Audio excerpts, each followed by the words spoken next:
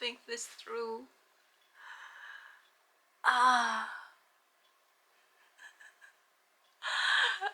Now, not gonna lie, this helmet is really heavy, and every time I speak, my voice is echoing in here.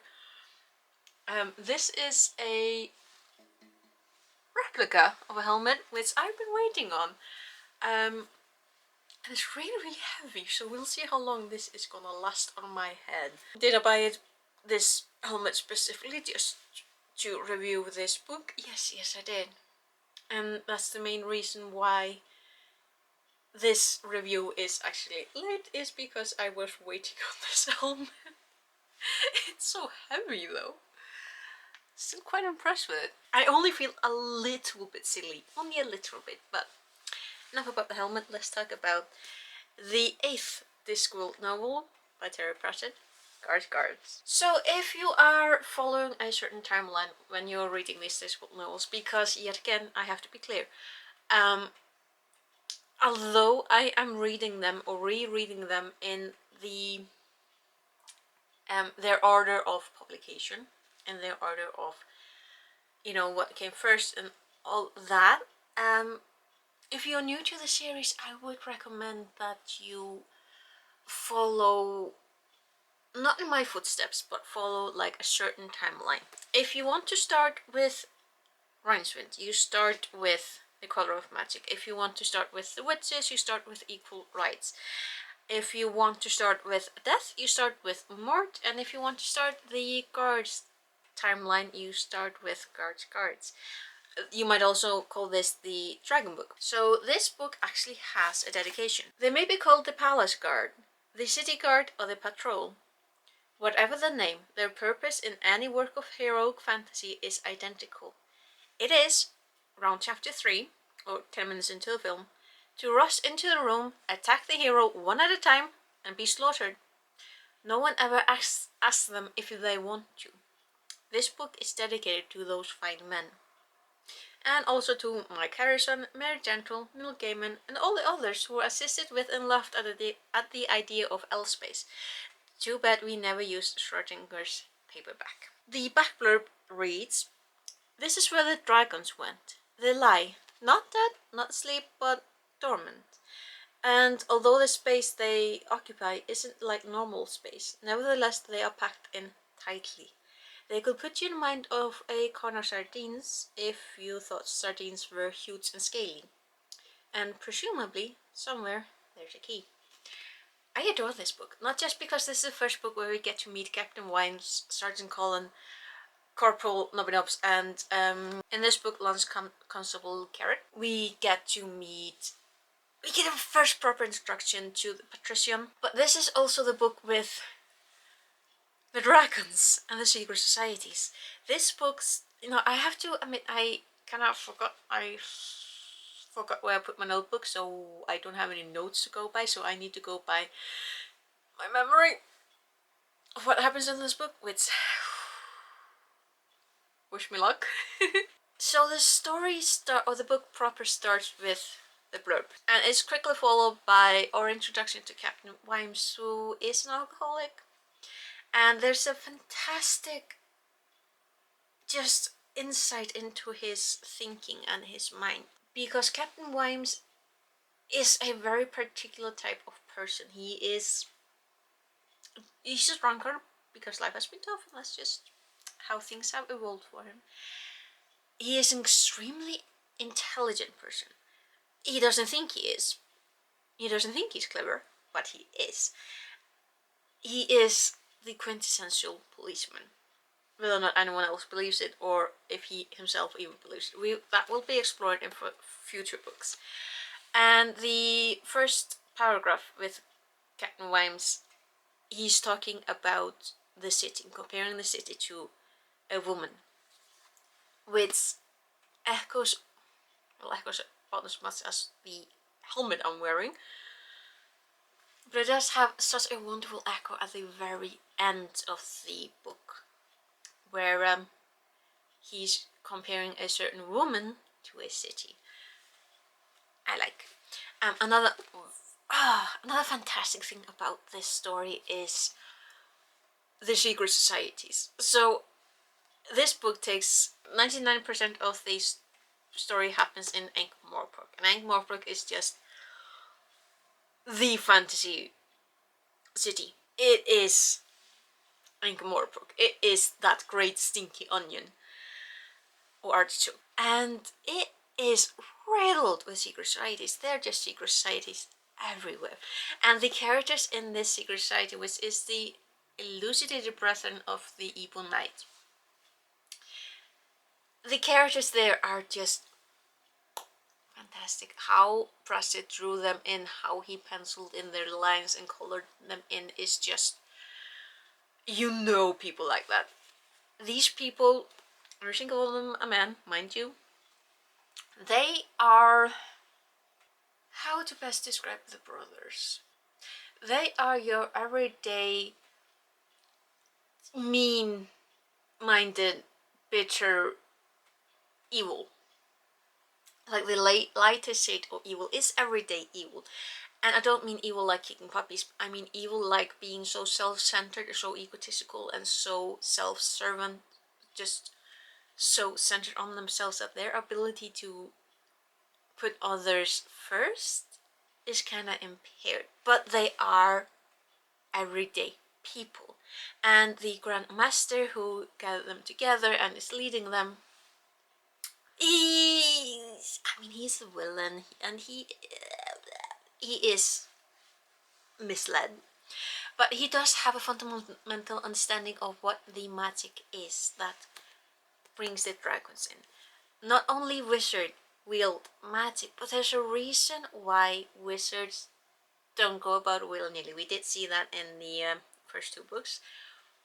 But again, just because the wizards know it and they mostly understand it doesn't mean that the everyday person does. So because the wizards have power and magic, other people are envious and they want that power themselves.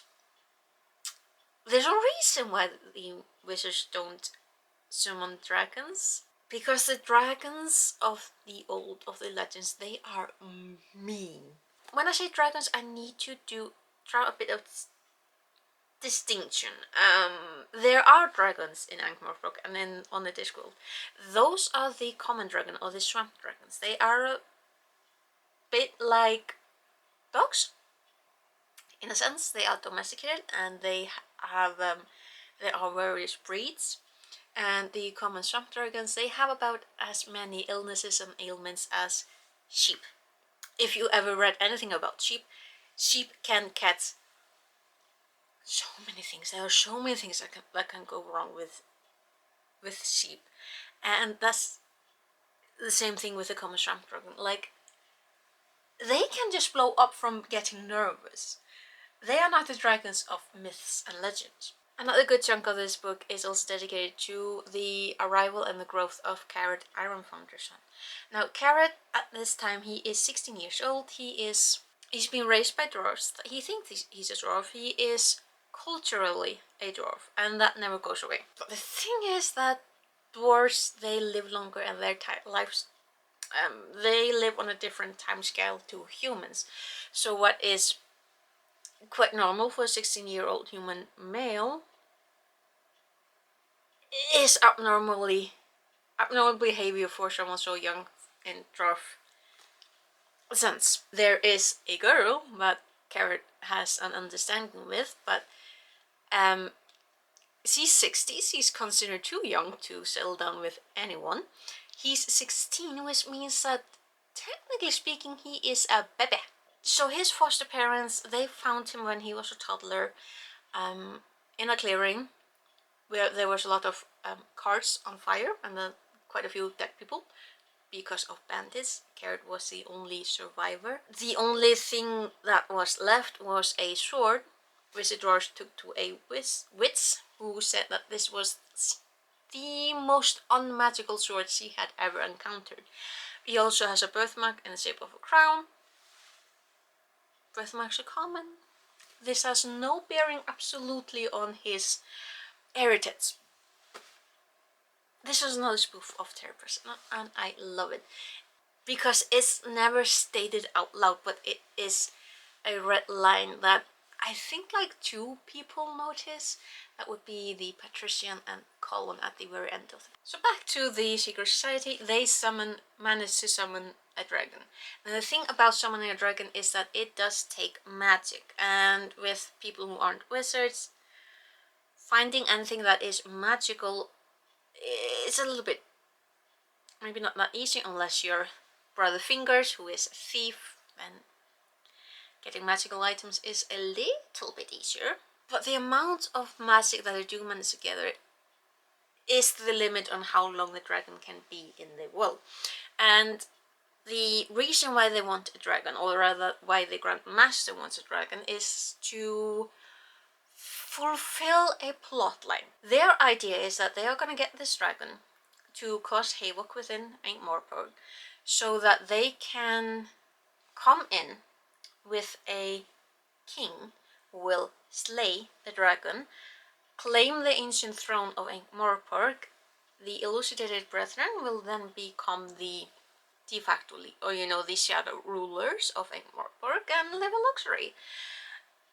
Dethrone the patrician, and they live happily ever after. Obviously, from the get-go that the Grandmaster has no intentions of keeping these guys around. They're a bit of idiots. Like, he has a headache when he needs to deal with them. Now, the reason they can actually summon the dragon is because Brother Fingers was sent off to steal a certain book from the library, which brings in the librarian, because obviously someone stole one of his books. His helmet is really rather heavy.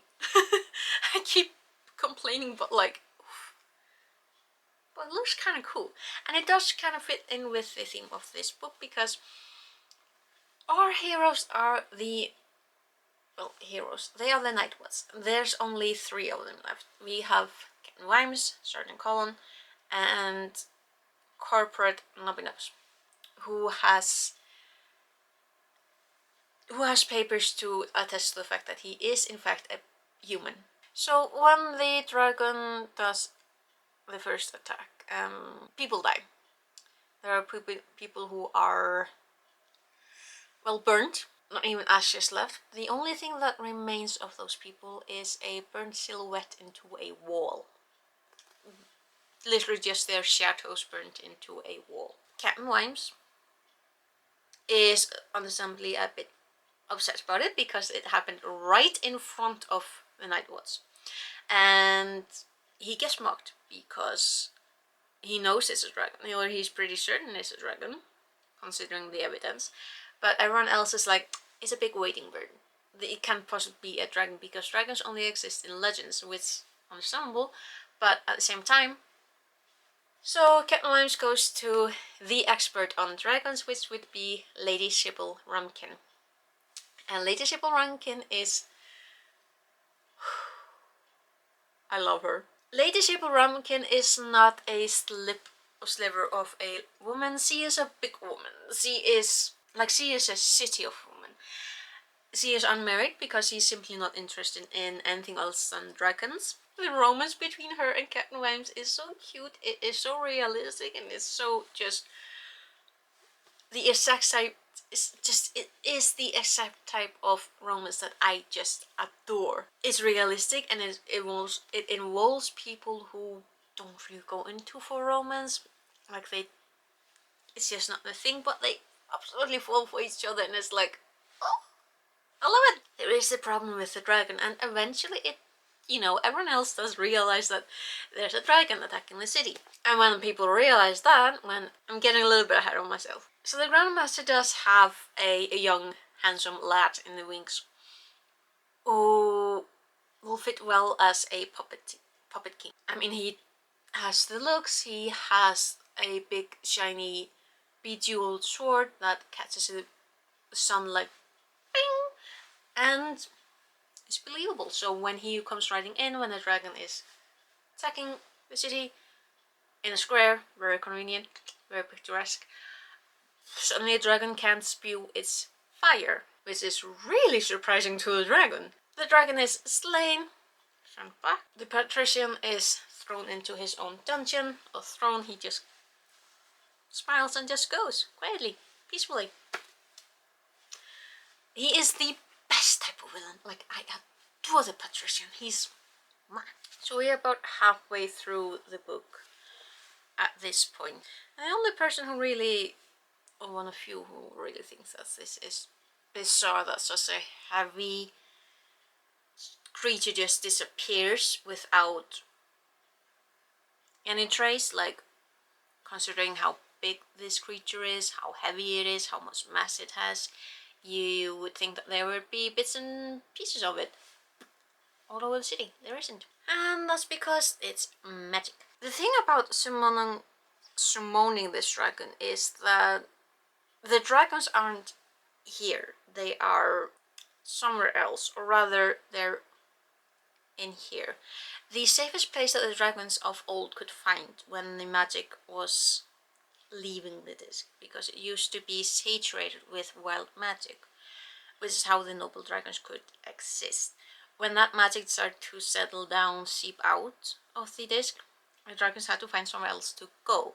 And the place where they could be was within the imagination of humanity. That's where the dragons have been, within the collective consciousness of humans. The thing is, when you open a door to somewhere, that door doesn't just lead in, it also leads out. And this dragon is not stupid. It is an intelligent, cruel creature. It's not human, but it does have intelligence. So the dragon, being pissed that it was just cast away like some dirty old rag, finds a way back, leading right back into the mind of the person who cast it away, which is the Grandmaster, who we already know who is, because Terry Pratchett always introduces the villain in the first part of the story. The villain is always among the first characters that we do get to meet.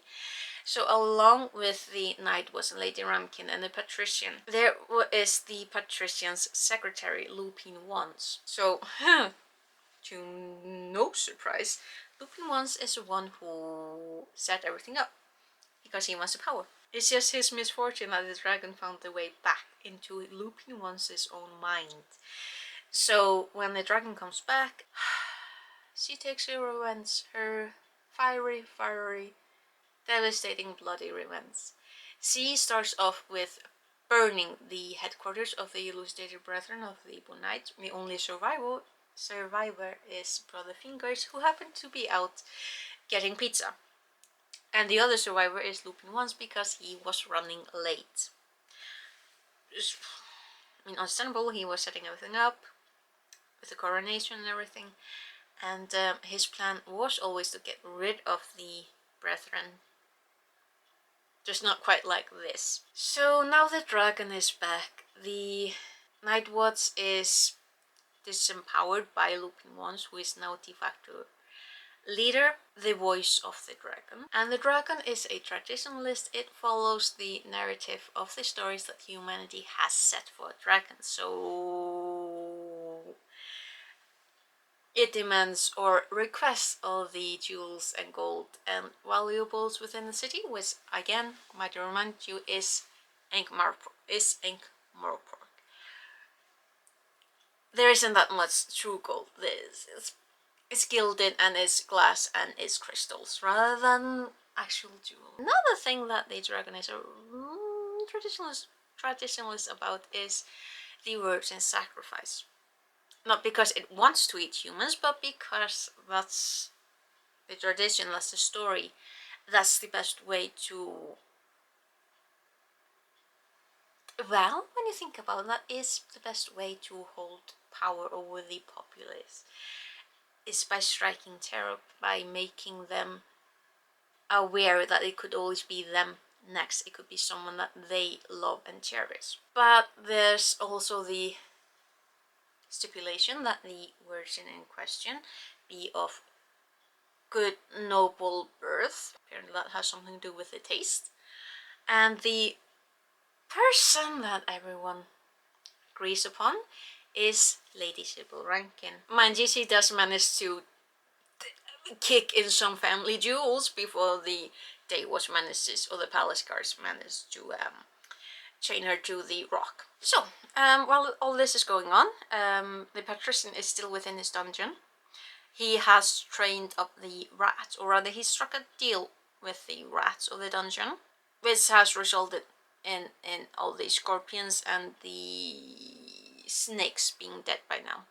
The only ones left within the dungeons are the rats, who apparently originate from the Ancient University, meaning that they are extremely intelligent, not really good at reading, but they do their best. And we know this because Vimes gets chucked into the dungeon, because obviously he figures out what is going on with Lupin once. He knows basically that he's a traitor, that he called the dragon, that he's responsible for everything that's been going on. You know, everything is the fault of Lupin once. So yeah, so our Captain Vimes is in the dungeon with the patrician. He is saved by the librarian. Like, I haven't even got into everything to do with the librarian, because this is also the book where we really get into L space. The librarian travels through L space, which is, L stands for library, and that's a concept in and of its own. It is essentially whenever you have any collection of books, the concentrate mass of books, the knowledge and all that is going to distort time and space, meaning that it will always connect to any other collection of books, which means that every single library within the multiverse connects with every single other library. So the librarian, because he has a certain knowledge and he is a part of the inner circle of librarians, he can enter L space. So he travels back in time about a week, finds a book in question, and he finds who was responsible for the theft of the book, follows him. So the librarian figures everything out and goes back in time. And he goes back in time just enough to go save Vimes from the dungeon. The thing about the dungeon, though, is that the patrician has a very particular set of mind. Never build a dungeon that A, you wouldn't mind spend some time in yourself, and B, that you can't get out of. It is a very well built dungeon. There's no way of getting out, but there's no way of getting in. I'm just gonna read the 3 sentences. In this dungeon, the patrician could hold of the world. All that was on the outside was a lock. All the bolts and bars were on the inside. Another wonderful thing about this, and I completely forgot because I don't have my notes, is that the Night Watch, they have adopted a swamp dragon called Errol. And Errol is a pitiful creature. He is not like the other swamp dragons. He has stubbly little wings, he can't fly, and he gets really sick. He is extremely sick shortly after meeting and seeing the noble dragon. He gets very excited about seeing noble dragon, and Lady Rumkin theorizes it's because he's getting territorial and he wants to fight the noble dragon. In a way, sure. Turns out it's not quite like that. Vimes is rushing in to save Lady Sybil. The dragon attacks because, obviously. So we are getting this major showdown, this humongous, monstrous creature who has everything. It has the power, it has the fire, it has the upper hand. And then along comes Errol. Errol is the savior. And like I said, the dragon is a she. Errol is a he. And Errol completely changed his entire digestive system and his order of flight. So for most dragons, fire comes out of the mouth. Errol turned that around. He is essentially like a jet engine. Fire comes from the back. And he is super fast. He is tiny. He is so fast that the other dragon cannot get a hold on him, cannot hit him. And he completely and utterly confuses the bigger dragon, ending with defeating the dragon, which apparently impresses her enough that they just fly off together. they're a couple now. I love it, I love it. I love the ending of this story because not only is a city saved, the knight was saved today, accidentally. The dragons both fly off, whether or not they can survive because the noble dragon is dependent upon magic and may work out, may not work out. But also, there's a romance between Lady Sybil and Captain Vimes. Oh, that's a heavy helmet. Yeah, and it's oily too. Oh, I can hear my voice. I really, really like this book.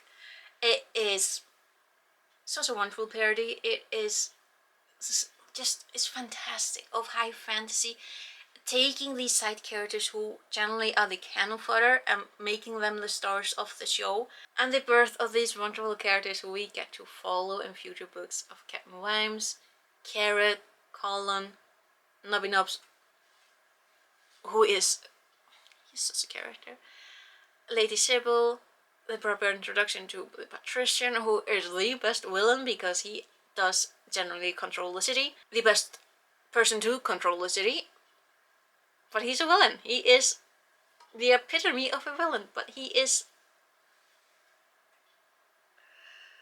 his own beast. Let's just leave it at that. So yeah, that was the 8th Discworld novel. The 9th will be actually not quite a novel. I would say it's more of a novelette. It's called Eric, and it is a send-off of Faust. So yeah, that should be up soon. It's not a big book, and I'm so excited to talk about it as well. So yeah, I will see you, hopefully, in some other video on this channel, and chat to you later, okay? Take care, bless bless.